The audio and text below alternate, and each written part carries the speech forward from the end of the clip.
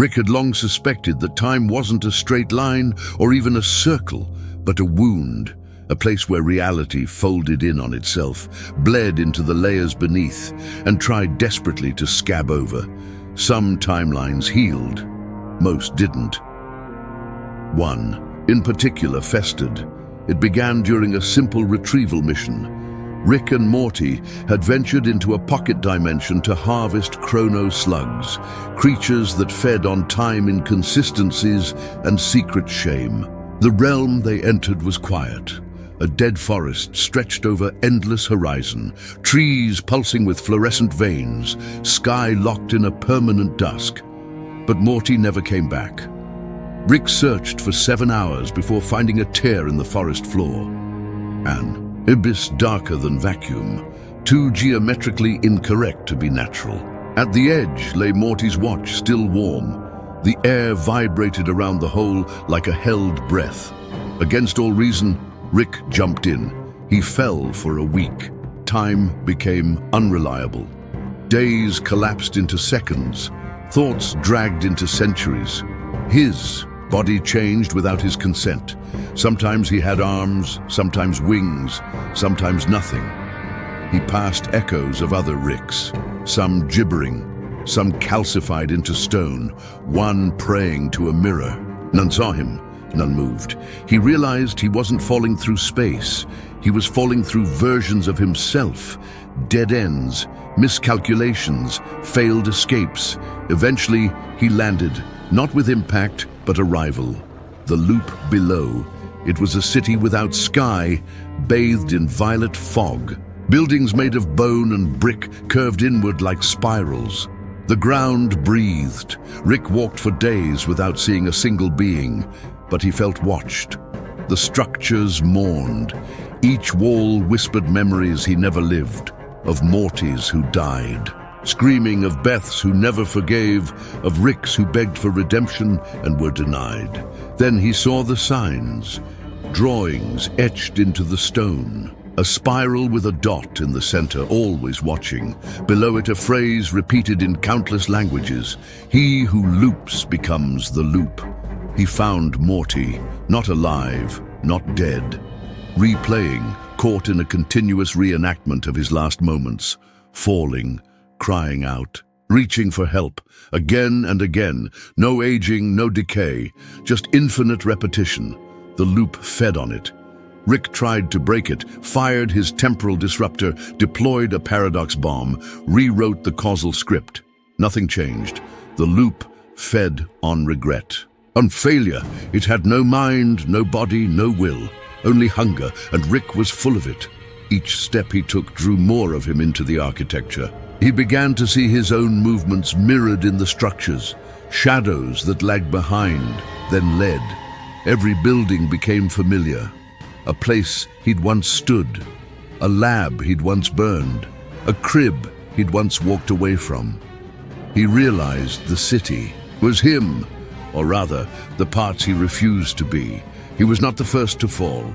He found remnants of other Ricks merged into the foundations. Eyes watching from beneath stone, tongues whispering equations that unmade logic. They had become thought architecture, living memory walls. Rick was beginning to join them. He had a choice: abandon Morty or stay forever. He stayed, not out of love, out of guilt.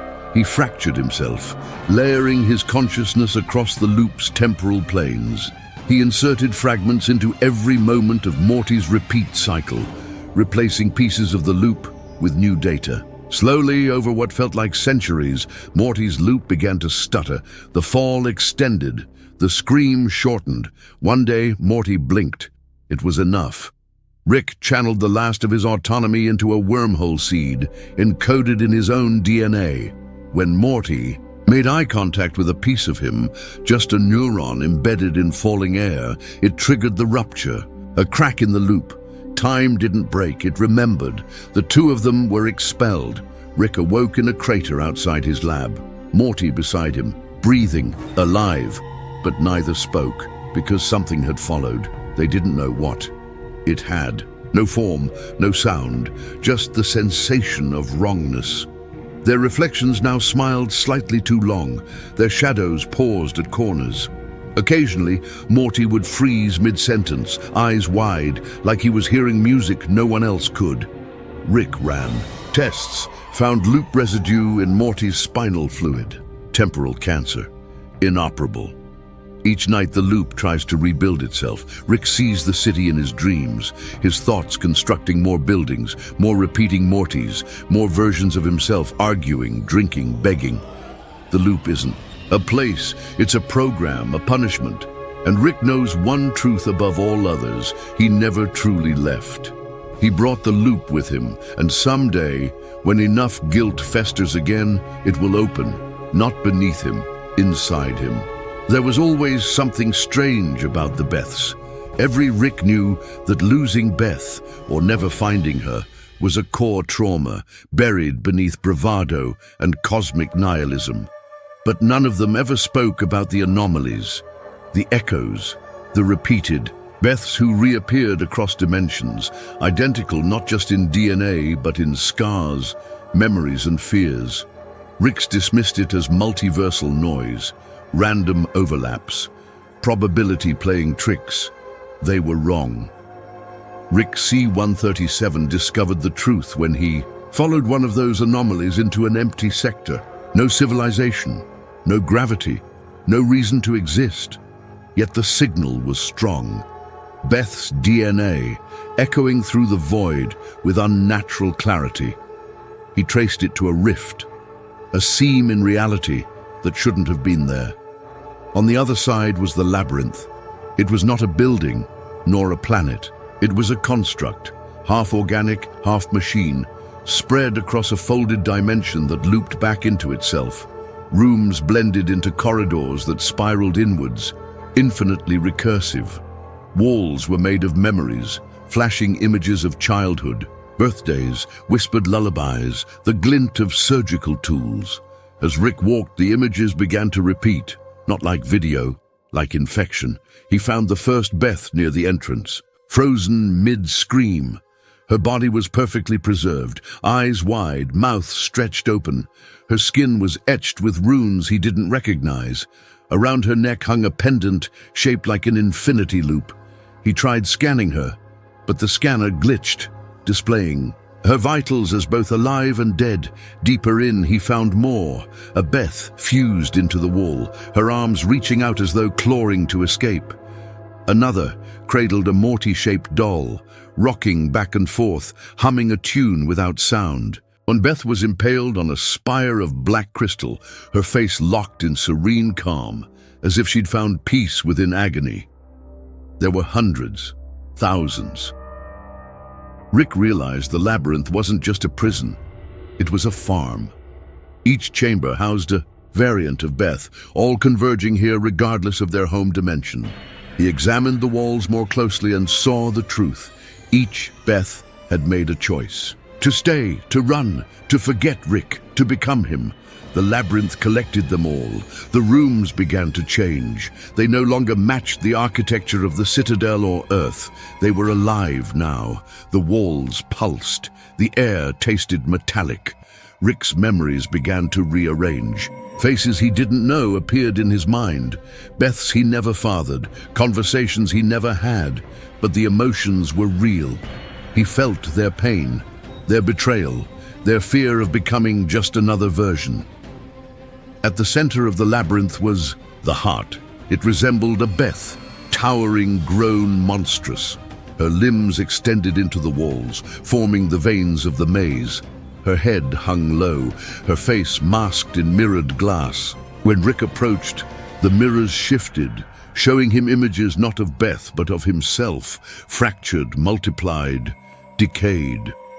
The heart was feeding on him, not physically, but psychologically. It drew from his guilt, from the regret of every decision he buried under sarcasm and liquor. It wasn't just collecting Beths, it was replicating them from his own mind. Each time Rick thought of her, the labyrinth grew. He tried to flee. Portals failed. The dimensional structure looped back, leading him through identical corridors that smelled increasingly like burnt plastic and decaying flesh. He marked walls, but the marks vanished. He screamed, and the echoes laughed, not in Beth's voice, but in his own. Eventually, Rick found a chamber unlike the others. It was his garage. Perfectly reconstructed. Beth sat at the table, smiling, alive. Morty watched TV. Summer texted on the couch. Jerry was Jerry. But the lighting was wrong. Too soft. The silence too complete. The garage smelled like formaldehyde. When Rick stepped inside, the family didn't move. Not once. They were mannequins dressed in memory, animated by nothing. On the workbench sat a mirror. Rick looked into it and saw no reflection. Only Beth, infinite Beths. They surrounded him. They spoke without speaking. He felt their question like a knife in his gut. Which one did you love? The labyrinth fed on indecision. It swallowed the parts of him too afraid to answer. Every step he took split another piece away. When he finally collapsed, knees buckling beneath the weight of 1,000 lives unlived, the walls began to close in. But he didn't die. He woke up in his ship, orbiting Earth, alone. No time had passed, or maybe all of it had. He checked his logs. No record of travel, no memory footprint. Yet on his palm was a scar shaped like an infinity loop. And in the deepest folder of his database, untagged and encrypted, he found images, faces, Beths. He deleted them, but the labyrinth never forgets. Morty had been asleep for 3 weeks. At first, Rick assumed it was some side effect of the dream enhancement serum he'd created, a failed attempt to give Morty lucid control over his nightmares.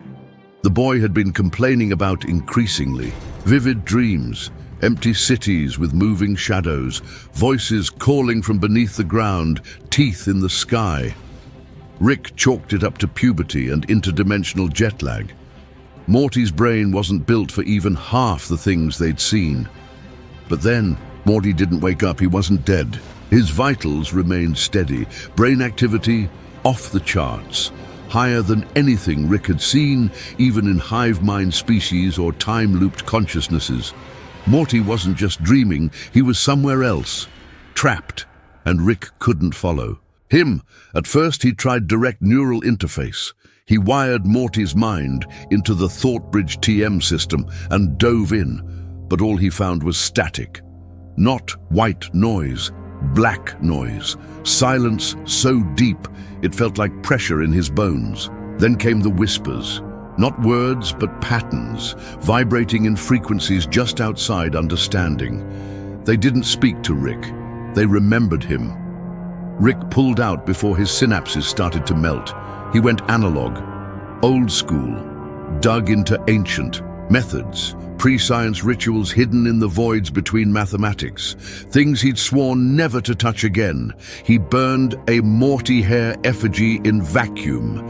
He sacrificed simulated goats on algorithmic altars. Nothing worked. Morty kept sleeping. But he wasn't alone. On the 7th day, Rick noticed movement in the lab. Not mechanical, organic, small footprints in the dust. Faint laughter in the vents. Equipment moved without explanation. A jar of pickled Gazorpian eyeballs exploded in the cold. Rick installed surveillance. Watched the footage in triple layer. Quantum encoding. What he saw wasn't possible. Morty walked through the lab at night. His body still lay on the table, untouched, unmoving. But another version, slightly translucent, moved freely. This Morty's eyes were wide, unblinking. His skin shimmered like oil. He didn't interact with the environment in any physical sense. But where he walked, things changed. Wires blackened, screens distorted. A rat that crossed his path crumpled inward, shriveling into dust. Rick confronted the phenomenon, created a temporal snare. It caught nothing. The ghost Morty stared at Rick through the surveillance screens. Just once, and Rick felt seen, not observed, understood. Flayed open. It wasn't Morty anymore, it was what had found Morty. The dreams began then, not Morty's. Rick's. He dreamt of doors, endless doors in infinite corridors. Behind each, a version of Morty screaming or whispering or digging. He saw Morty with teeth made of keys, hands of glass, eyes that bled sideways. Each dream ended the same. Rick would open a door and find nothing, only darkness, and then a hand would reach out and pull him in. He stopped sleeping. He constructed an anchor, a beacon of conscious thought, to keep himself grounded. It worked. For 2 days before the beacon burned itself out, not shorted, burned, as if it had caught fire from within. The lab began to warp. Geometry turned inconsistent. Angles stretched. Objects fell upward. Time hiccuped. Morty was still on the table, but Rick could no longer scan him. Every attempt returned contradictory data. He was alive and dead, awake and dreaming, present and infinitely distant. Then the messages started appearing, scrawled on the walls in languages Rick didn't recognize, but somehow understood. Phrases like, "We are not where you left us," and "He dreams deeper than light," and worst of all, "This is not Morty's sleep, this is yours." Rick ran diagnostics on himself. All clean, no parasitic infection, no psychosis, no breach. But still, every time he blinked, the lab changed slightly. The air grew thicker. The stars outside blinked irregularly. The familiar shape of Earth began to drift. One night, Morty spoke, not with his voice. His mouth opened, impossibly wide, and from it came a sound like a collapsing planet. Not heard, felt. A vibrational pull in Rick's atoms. His bones cracked. His thoughts slowed. He fell to the floor and remembered everything he had forgotten. The first Morty he abandoned in a time loop. The Morty that starved in a dead reality. The ones who begged him to stop. He had left trails of himself in all of them. They had waited, grown, fed. Now they had come back. Rick awoke days later, on the floor, alone. Morty was gone. Not dead, not taken, simply no longer there. The lab had reset. No sign of damage. Systems. Green, sensors normal, yet the stars outside were wrong. The constellations twisted. Earth's position shifted. He checked the logs. There were none, but his own hands bore marks, burns in the shape of teeth. And in the far corner of the lab, something grew. A small figure curled into a fetal position. Not quite Morty, not yet. Rick never touched it, never named it. He simply watched it, and each night he listened to its slow, rhythmic breathing, loud as a storm, steady as the end of the universe. Morty is still dreaming. And Rick knows, with a certainty deeper than science, that one day soon he'll dream with him. There are places even Rick Sanchez doesn't catalog, dimensions so unstable, so conceptually volatile, that no amount of science or madness can quantify their existence. They exist in the blind spots between known universes, where time buckles inward and causality becomes memory. Rick never visits these places, except once. The signal was faint, a frequency not registered on any standard multiversal spectrometer, a pulse repeating every 19.3 seconds, buried under entropy distortion and dream noise. Rick only noticed it because it carried his own voice. Not a broadcast, a scream. He triangulated the source to a null zone pocket without an official designation. Coordinates didn't map, physics didn't apply. It existed more as an idea than a place, built on thought rather than matter.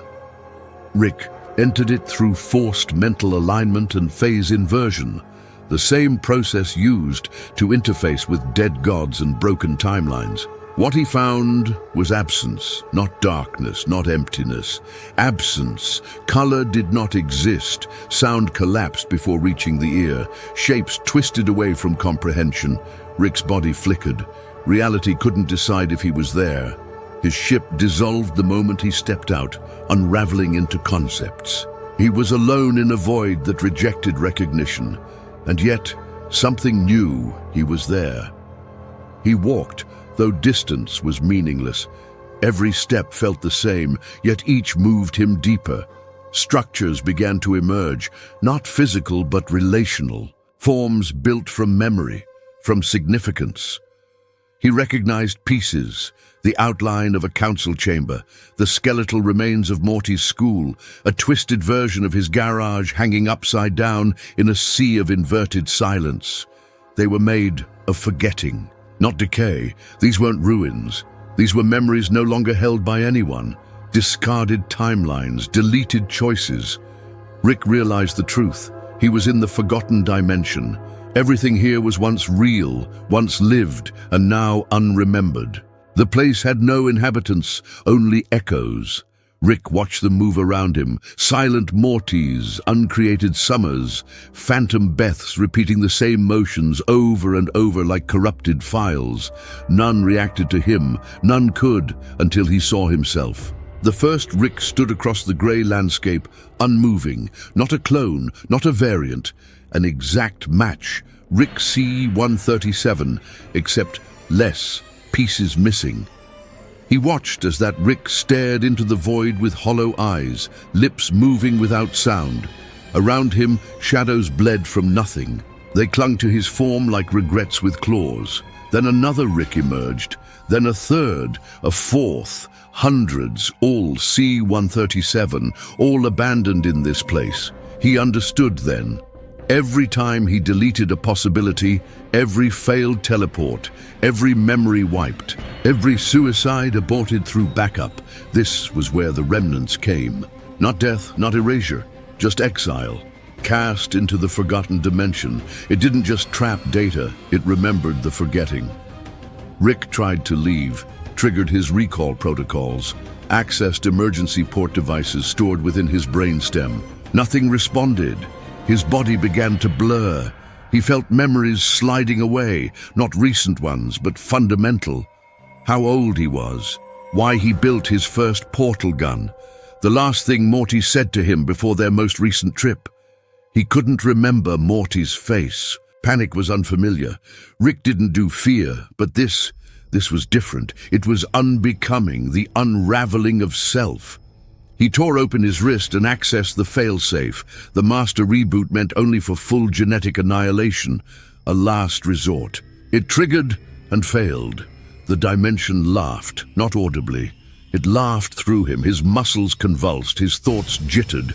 He saw versions of himself, long erased, flicker into place. One with insect limbs, one wearing a wedding ring, one still bleeding from an old laser wound. They whispered their last thoughts into his ears, thoughts he had buried.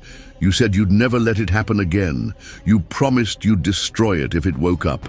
You lied to yourself. At the center of the dimension was the core thought. It didn't have shape, it had implication. The cumulative memory of every self-forgotten Rick, each one a piece of an ancient decision, a truth too painful to bear. Rick approached it without walking, pulled by gravity made from shame. He reached out, touched it, and remembered a single moment, a choice to unmake an entire species to save Morty. Not one he regretted, one he had justified. But justification wasn't absolution.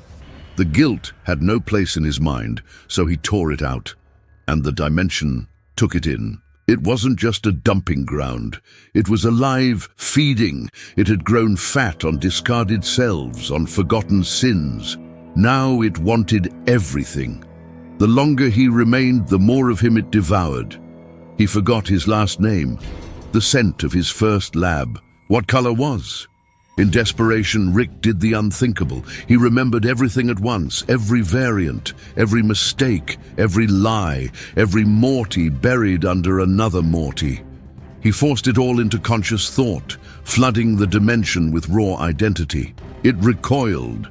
Reality cracked. A fissure opened, not a portal, but a fracture in existence. Rick dove through. He emerged in his garage, coughing up blood and static. Time stuttered around him. The lights flickered in pulses matching his heartbeat. On the floor beside him lay a note in his own handwriting. One word: don't. He doesn't remember writing it, he doesn't remember what it warns against, but at night, when he closes his eyes, he feels something watching, not from outside, from within. A presence waiting to be forgotten again. And Rick knows that someday soon he'll forget why he's afraid. And that's when it'll return. There is a place not listed in the Citadel archives, not whispered among rogue Ricks, not even acknowledged by the Voidwalkers who chart collapsed realities. It is a structure adrift beyond dimension, unreachable by portal or thought. The only way in is to forget where you're going. The only way out is to become someone else. They call it the Museum of Mortis. Rick found it by accident, or maybe he was always meant to. It started with a glitched Morty, one he hadn't raised, one who didn't speak, didn't blink, didn't breathe. Just stood in his garage one morning, staring. Rick vaporized it on instinct, or tried to. The beam passed through it. It flickered like a broken video file and vanished. That night, he followed the residual signal. It pulled him through layers of dead space, through forgotten timelines where the sun wept blood and planets pulsed like hearts. The signal never weakened. It grew stronger the further from reality he traveled. Then he saw it. Floating above, a ring of collapsed stars, was the museum. It had no shape, just perspective. It always appeared in a form the observer feared most. To Rick, it looked like a school. Not any school, Morty's school, twisted into impossible angles, stretched upward like a tower of regret. Rick entered. The first room was silence. Walls of glass lined either side, tall and seamless, displaying Mortys, each in perfect preservation. Some smiled, some cried, some clawed at the inside of their glass cells until their hands were bloodied stumps. Others had no eyes, others had too many. Each display was labeled not by name, but by error code, M426F, attempted escape, M02D, conscious during preservation, M991A, lived. Too long Rick knew they were real. Not clones, not illusions. These were actual Mortys, taken from across the multiverse, not dead, frozen, dreaming, held in a moment between experience and oblivion. As he moved deeper, the rooms changed. One was a theater. Rows of seats filled with Ricks, slumped, desiccated, lifeless. On stage stood a Morty, skin peeled back, organs labeled like an anatomy diagram.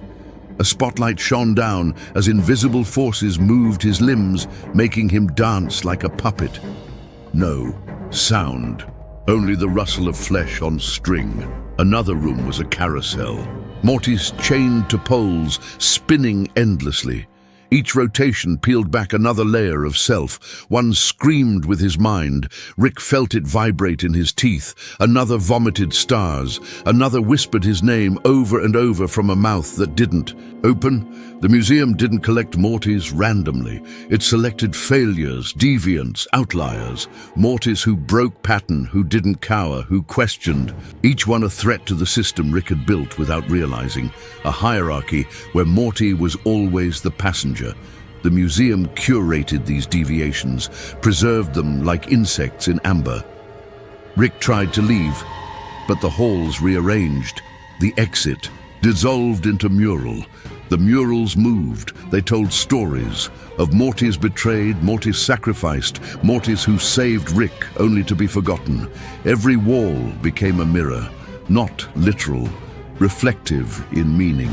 Every Morty depicted was, in some way, then came the curator, not a person, not a being, a force. Rick felt it before he saw it, a gravitational pull, emotional and physical. The air grew heavy. The color of light changed. The ground bled. It took form as a Morty, but wrong. Too tall, limbs too thin, eyes black and endless. It wore a lab coat. It smelled like him. The curator showed him the final exhibit, a glass room, empty, labeled MZ, incomplete. Rick realized it was waiting for his Morty, the one still alive, still traveling, still resisting. The exhibit would not be finished. Until Morty stopped being Morty. Until he either became another Rick or nothing at all. The curator offered Rick a choice.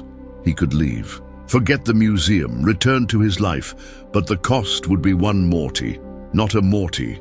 His Morty, one Rick, one Morty. Balance maintained. Refusal meant staying, becoming an exhibit himself, not dead, just watched. Remembered wrong, Rick chose neither. He built a device from pieces scavenged from the walls, using entropy as a battery.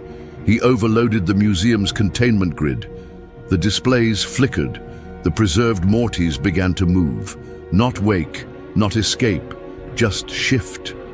As if being remembered. Again, the museum screamed, not a sound, but a deletion. Rooms vanished, space bent. Rick jumped through a hole in understanding and landed in his garage. He vomited a new color. His hands were covered in letters that crawled like insects. Morty stood across the room, real, alive, confused. Rick never told him. He scrubbed the data from his brain, locked the memory in a recursive loop with no key, but sometimes, in reflections, he sees a glass case behind him, empty, waiting, labeled MZ, approaching completion, and he knows the museum is still watching, waiting for Morty. To fail,